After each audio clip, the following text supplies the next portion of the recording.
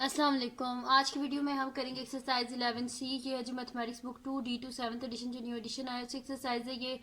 और इसका हम करेंगे जी क्वेश्चन नंबर 2। इससे पिछले जो एक्सरसाइज है 11B वो पहले करवा चुकी हूँ, उसका लिंक मैं डिस्क्रिप्शन में दे दूँगी, आप वहाँ से देख लीजिएगा। और अगर अभी तक आपने मेरा चैनल सब्सक्राइब नहीं किया तो इसको सब्सक्राइब कर दीजिए और बेल आइकन को लास्ट में प्रेस कीजिएगा ताकि आपको न्यू आने वाली वीडियोज़ के बारे में पता चल सके।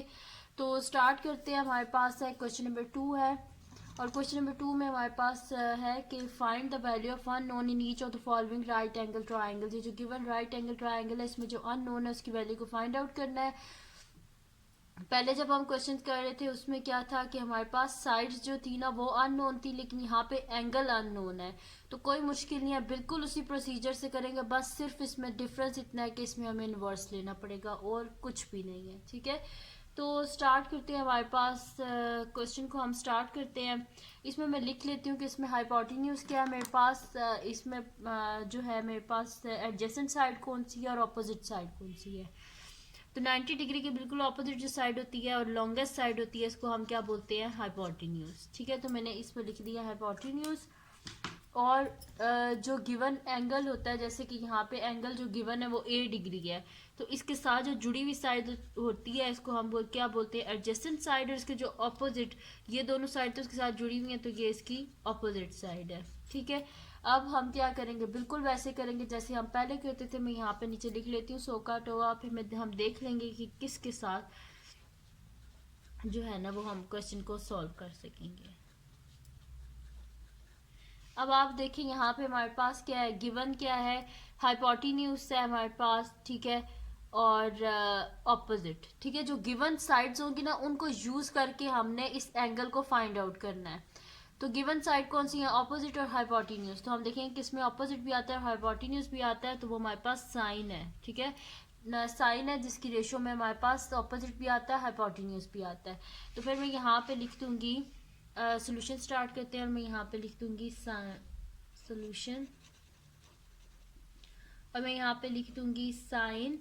हमारे पास क्या गिवन है, ए डिग्री, तो sine A degree is equals to, हमारे पास क्या है, ऑपोजिट रेशो हाइपोटेन्यूज। इसको डिवाइड में भी लिख सकते हैं, तो मैं लिख देती हूँ ऑपोजिट बाय हाइपोटेन्यूज। ठीक है, तो sine A degree is equals to, हमारे पास क्या आ जाएगा, ऑपोजिट क्या है मेरे पास 12 और हाइपोटेन्यूज क्या है 26। तो sine A degree is equals to 12 को 26 से हम क्या कर लेते हैं, डिवाइड कर लेते हैं। तो मैं कैलकुलेटर यूज़ कर लेती हूँ।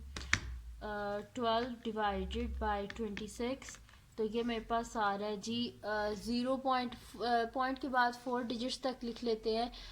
तो ये मेरे पास आ जाएगा 0.4615। 5 के बाद 3 है तो ये 5 ही हो जाएगा। तो मैं यहाँ पे लिख लेती हूँ 0. ठीक है, तो 0.4615। अब हमें किसका आंसर चाहिए, ए का आंसर चाहिए। ठीक है, तो हमारे पास क्या आ जाएगा, ये साथ में साइन नहीं चाहिए। तो एक तो ये तरीका होता है बोथ साइड पे साइन इनवर्स से मल्टीप्लाई कर लें, तो ये साइन यहाँ से ख़त्म हो जाएगा।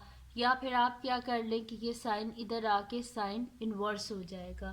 तो मेरे पास आ जाएगा A degree is equals to sine inverse 0.4615। ये साइन इधर था तो इक्वल टू के इस साइड पे आके साइन इनवर्स हो गया।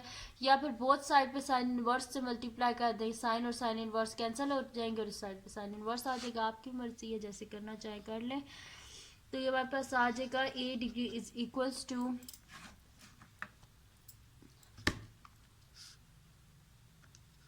शिफ्ट, अच्छा साइन इनवर्स किस तरह लिखते हैं, शिफ्ट और साइन, साइन इनवर्स 0.4615। तो ये मेरे पास आ रहा है 27.48 है। तो हम इसे क्या करते हैं, पॉइंट के बाद 1 डेसिमल तक लिख लेते हैं। ठीक है, तो 1 डेसिमल कहाँ पे बनता है, हमारे पास पॉइंट के बाद एक डिजिट लिखेंगे ना, एक डेसिमल प्लेस तक या 3 सिग्निफिकेंट फिगर्स तक जो आप कह लें। तो ये हमारे पास आ जाएगा 27.44 के बाद 8 है तो ये क्या हो जाएगा हमारे पास 5, तो 27.5। ठीक है, तो साथ में डिग्रीज, क्योंकि जो भी ये एंगल्स होते हैं ना ये डिग्री में होते हैं।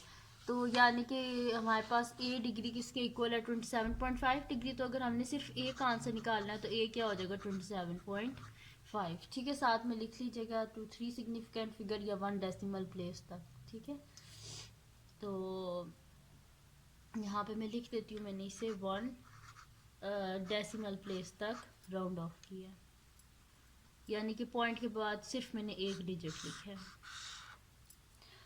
ठीक, अच्छा जी। उसके बाद हम क्या कर लेते हैं, ये तो हमने कर लिया। अब हम इसका नेक्स्ट पार्ट करते हैं जो कि हमारे पास है, यहाँ पे जरा बुक को इस तरह कर लेते हैं। अच्छा, अब नेक्स्ट है जी हमारे पास इसका बी पार्ट। बी ये है, ठीक है। इस वीडियो में आपको डी पार्ट्स तक फर्स्ट इसके 4 पार्ट्स करवा दूंगी। नेक्स्ट जो वीडियो होगी उसमें बाकी जितने भी पार्ट्स हैं 4 और 5 हैं वो नेक्स्ट वीडियो में हम कर लेंगे, ठीक है। अच्छा, तो नेक्स्ट है हमारे पास, इसमें देख लेते हैं, ये 90 डिग्री है, इसके बिल्कुल जो अपोजिट साइड है ये हमारे पास क्या होता है, ये जो लॉन्गेस्ट साइड होती है इसको हम बोलते हैं हाइपोटेन्यूज। फिर जो हमारे पास गिवन एंगल होता है उसके साथ जो जुड़ी हुई साइड होती है, तो हाइपोटेन्यूज हो गया, दूसरी कौन सी होगी, एडजेसेंट साइड।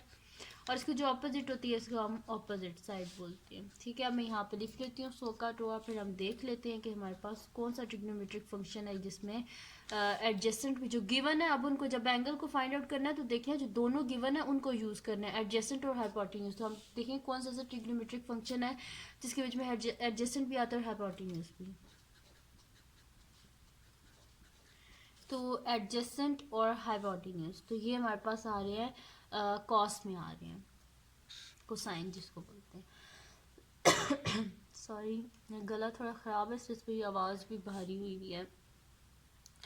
अच्छा, अब हमारे पास क्या है, कॉस हमारे पास होता है एडजेसेंट रेशो हाइपोटेन्यूज। तो मैं यहाँ पे लिख लेती हूँ कॉस बी डिग्री, क्योंकि एंगल्स डिग्री में होते हैं, तो cos B degree is equals to हमारे पास होता है एडजेसेंट डिवाइडेड बाय हाइपोटेन्यूज, ठीक है। तो cos B degree is equals to adjacent क्या हमारे पास 10 है, तो मैं यहाँ पे लिख देती हूँ 10 डिवाइडेड बाय हाइपोटेन्यूज क्या हमारे पास 17। तो cos B degree is equals to 10 को डिवाइड कर देते हैं 17 से, तो ये हमारे पास आ रहा है जी 0.58822 के बाद 3 है तो ये 2 ही रहेगा, ठीक है। तो ये मेरे पास हो जाएगा 0.5882। मैं 4 डेसिमल प्लेसेस तक लिख रही हूँ, ठीक है, ताकि जब मैं इसे एंड में जो आंसर है इसे 1 डेसिमल प्लेस तक राउंड ऑफ करूँ तो मेरे पास बिल्कुल ठीक आए। तो यहाँ पे हमारे पास क्या है, cos B degree is equal to 0.5882। हमें बी का आंसर चाहिए, तो B degree is equal to cos इधर आके कॉस इनवर्स 0.5882। तो ये हमारे पास आ जाएगा B degree is equals to, मैं यहाँ से कैलकुलेटर लेती हूँ, कॉस इनवर्स किस तरह आएगा, शिफ्ट और कॉस इनवर्स 0.5882। तो ये मेरे पास आ रहा है जी 53.9, 9 के बाद 7 है तो ये क्या हो जाएगा 10 हो जाएगा, तो 0 और 1 कैरी यानी कि 54.0 आ जाएगा हमारे पास, ठीक है। दोबारा सुन लें अगर आपको अभी सही से समझ नहीं आया। 9 के बाद 7 है, अगर मैं पॉइंट के बाद 1 डेसिमल प्लेस तक कर रही हूँ तो मेरे पास 9 के बाद 7 है, ठीक है। तो क्योंकि 7 5 से बड़ा होता है, जैसे जो ये थर्ड डिजिट है ये क्या मतलब कि पॉइंट के बाद जो फर्स्ट हमारे पास नंबर है ये क्या हो जाएगा नेक्स्ट डिजिट में कन्वर्ट हो जाएगा। तो 9 के बाद क्या आता है 10, तो यहाँ पे हो जाएगा 0 और यहाँ पे 1 कैरी, तो 3 + 1 क्या होता है 4, यानी कि 54.0 आ जाएगा हमारे पास। मैंने इसे राउंड ऑफ किया है 1 डेसिमल प्लेस तक, यानी कि ये डिग्री में है मेरे पास, ठीक है। यानी कि मेरे पास आ जाएगा b is equals to, B का आंसर क्या आ जाएगा 54.0। ये हो गया इसका बी पार्ट भी सॉल्व। अब हम करते हैं इसका नेक्स्ट पार्ट जो कि हमारे पास है इसका सी पार्ट। तो सी पार्ट क्या, इसमें भी अननोन कोई फाइंड आउट करना है, तो इसमें अननोन हमारे पास सी है। तो यहाँ पे हमारे पास क्या है, लॉन्गेस्ट साइड या 90 डिग्री के ऑपोजिट ये हो गया हाइपोटेन्यूज। जो गिवन एंगल होता है इसके साथ जो जुड़ी हुई साइड होती है इसको क्या बोलते हैं, एडजेसेंट साइड, और इसके जो ऑपोजिट ये दोनों जुड़ी हुई हैं और ये इसकी क्या है ऑपोजिट साइड है। हमारे पास क्या होता है सो का टोआ, तो मैं यहाँ पे लिख लेती हूँ सो का टोआ, ठीक है। सो का टोआ मैंने लिख लिया। अब हम क्या कर लेंगे यहाँ पे कि गिवन दोनों साइड्स कौन सी हैं, एडजेसेंट और ऑपोजिट। तो एडजेसेंट और ऑपोजिट किस में आती हैं, tan में, यानी कि ये हमारे पास यूज़ होगा। तो मैं यहाँ पे लिख लेती हूँ tan c degree is equals to opposite by hypotenuse. ठीक है, तो tan c degree is equals to opposite क्या है मेरे पास 27 है, और हाइपोटेन्यूज क्या है मेरे पास, सॉरी एडजेसेंट था, मैंने हाइपोटेन्यूज लिख दिया, ऑपोजिट बाय एडजेसेंट है। तो यहाँ पे एडजेसेंट क्या है मेरे पास 11 है। ठीक है, हमारे पास क्या होता है टोआ, यानी कि opposite ratio adjacent side, opposite side ratio adjacent side. तो रेशो को डिवाइड में भी लिख सकते हैं, तो मैंने लिख दिया ऑपोजिट डिवाइडेड बाय एडजेसेंट, तो 27 बाय 11। अब हम क्या लिख लेते हैं, tan c degree is equal to 27 को हम डिवाइड कर देते हैं 11 से, सॉरी 27 डिवाइडेड बाय 11, तो ये मेरे पास आ रहा है 2.4545, 5 के बाद 4 है तो ये 5 ही रहेगा, तो मैं यहाँ पे लिख लेती हूँ 2.4545। तो ये मेरे पास आ जाएगा c degree is equals to tan inverse 2.4545। तो ये मेरे पास आ जाएगा c degree is equals to, हम यहाँ पे कर लेते हैं shift tan, shift tan inverse हो जाएगा 2.4545। तो ये मेरे पास आंसर आ रहा है 67.8, पॉइंट के बाद 1 डिजिट हमने लिखना है, यानी कि 1 डेसिमल प्लेस तक मैं से राउंड ऑफ कर रही हूँ। तो 67.88 के बाद 3 है तो ये 8 ही रहेगा, तो मैं यहाँ पे लिख देती हूँ 67.8 डिग्री। यानी कि अगर सी का सिर्फ आंसर अगर हम करें तो हमारे पास क्या आ जाएगा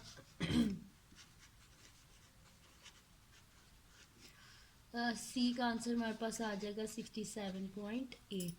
ठीक है जी, ये हो गया हमारे पास इसका सी पार्ट भी सॉल्व हो गया। अब हम करते हैं इसका नेक्स्ट पार्ट, जो कि हमारे पास डी पार्ट है, इस वीडियो का लास्ट पार्ट है। वैसे ये टोटल जो है ना जे तक है हमारे पास, सॉरी आई तक है, बल्कि जे तक नहीं है, आई तक ही है। तो ये हमने करना है। अच्छा, डी पार्ट इसका है हमारे पास कि ये 90 डिग्री है, 90 डिग्री के ऑपोजिट साइड हाइपोटेन्यूज हो गया हमारे पास, गिवन एंगल के साथ जुड़ी हुई साइड को हम एडजेसेंट बोलते हैं, और इसकी ऑपोजिट साइड ये होगी हमारे पास। ठीक है जी, अब क्या करना है हमने कि हमारे पास गिवन साइड्स कौन सी हैं, हाइपोटेन्यूज और एडजेसेंट। तो यहाँ पे दोबारा से मैं लिख लेती हूँ सोकाटोआ।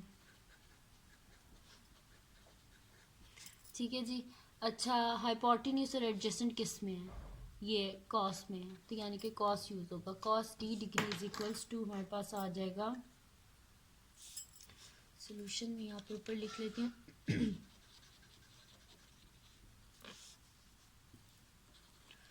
cos d degree is equals to adjacent by hypotenuse. तो cos d degree is equals to adjacent क्या है मेरे पास 17.6 और हाइपोटेन्यूज क्या है 20। तो cos d degree is equals to 17 को 20, 17.6 को 20 से डिवाइड कर देते हैं, तो ये मेरे पास हो जाएगा 0.88। ठीक है, तो मैं यहाँ पे लिख लेती हूँ 0.88 D degree is equals to cos inverse 0.88। तो ये मेरे पास आ जाएगा D degree is equals to cos inverse 0.88 shift cos inverse 0.88। तो ये मेरे पास आ जाएगा 28.3 है, 3 के बाद 5 है तो ये 4 हो जाएगा, पॉइंट के बाद 1 डिजिट तक लिखिए, यानी कि 1 डेसिमल प्लेस तक। तो 28.4, क्योंकि 3 के बाद 5 है तो ये 4 हो जाएगा, तो 28.4 मैंने इसे राउंड ऑफ किया है टू 1 डेसिमल प्लेस तक, यानी कि हमारे पास आंसर क्या आ गया सॉरी 28.4। ठीक है, तो डी का आंसर आ गया हमारे पास और आज की वीडियो में मैंने सिर्फ 4 पार्ट्स ही कराए क्योंकि मेरा जो गला है वो काफ़ी ख़राब है और आवाज़ बड़ी अजीब सी आ रही है, तो इसलिए ये 11C जो है इसका मैंने आपको करवाया क्वेश्चन नंबर 2। तो अगर ये वीडियो आपको पसंद आई हो तो इसको लाइक कीजिएगा, मेरे चैनल को सब्सक्राइब कीजिएगा, बेल आइकन को लाजमी प्रेस कर दीजिएगा ताकि आपको न्यू आने वाली वीडियोस के बारे में पता चल सके। और अपने फ्रेंड्स के साथ भी इस वीडियो को शेयर कीजिएगा, उनको बोलेगा सब्सक्राइब कर दें और दुआओं में याद रखिएगा। अल्लाह हाफिज़।